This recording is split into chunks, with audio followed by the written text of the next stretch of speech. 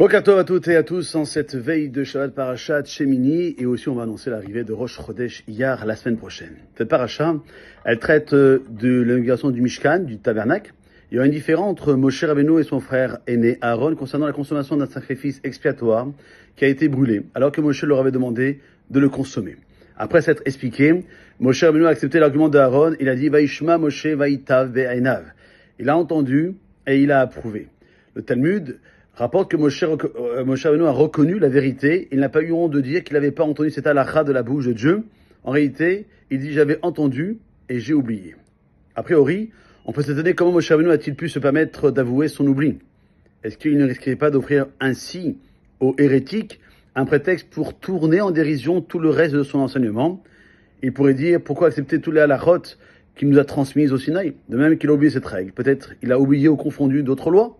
On ne peut donc pas se fier à Moshe Rabbeinu.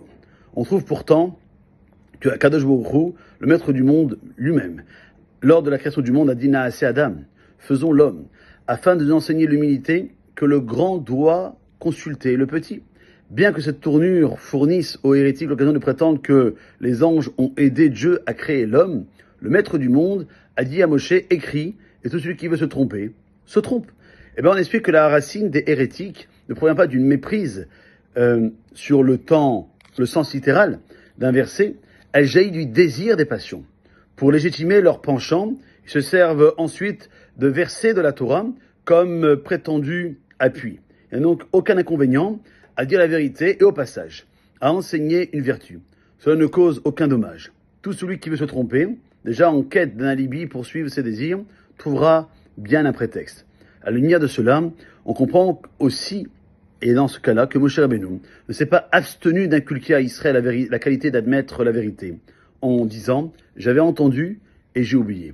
Certes, cela ouvre la porte aux hérétiques pour affirmer qu'on ne peut pas se fier à lui, mais celui qui veut s'attacher à la vérité reconnaîtra la vérité.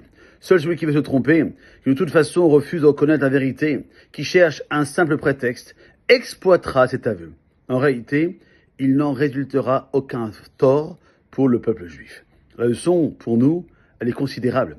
Bien souvent, on peut accomplir de grandes choses pour renforcer, affermir la Torah dans nos rangs. Dans ces situations, il ne faut pas craindre le regard des milieux plus éloignés. Notre Torah, c'est une Torah de vérité. Elle proclame par elle-même sa véracité.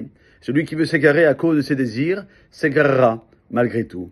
Nous n'avons pas à sacrifier une vertu, comme reconnaître nos erreurs, dire la vérité, promouvoir la Torah sous la pression de ceux qui disent « que dira-t-on » Le quand dira-t-on, le que dira-t-on, importe peu. L'essentiel, c'est d'être dans ce chemin que la Torah est là pour nous tracer.